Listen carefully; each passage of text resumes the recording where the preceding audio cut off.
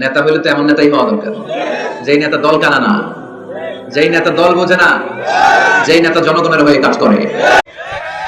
এবং সুদের বিরুদ্ধে আমাদের একটা সামাজিকভাবে এটাকে প্রতিরোধ করতে হবে। ভালো আছেন, ওখানে থাকেন, আমরা ধরে আনবো সময় মতো। হাজারে আগুন লাগাইছে, কোন আসামি ধরছে? আল্লাহর ঘর মসজিদে আগুন দিয়ে পুরাইছে, আসামি ধরছে?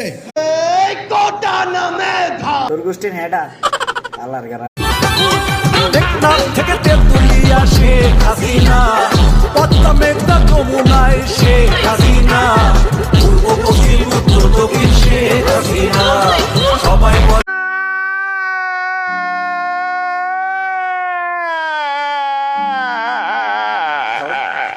বাদ দাও, তাহলেও শেষ, ওখানে শেষ।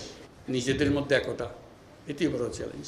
একতা হলে সব কিছু সম্ভব, ঐক্যটা আসে। বহু দোষ আছে তো, এটা একটা আলাদা আলাদা বলার দরকার নাই, এটা সবাই জানে, আপনিও জানেন, আমিও জানি। এখন হলো যে যখন অ্যাকশন নেওয়া শুরু হবে আপনারা সমর্থন করবেন।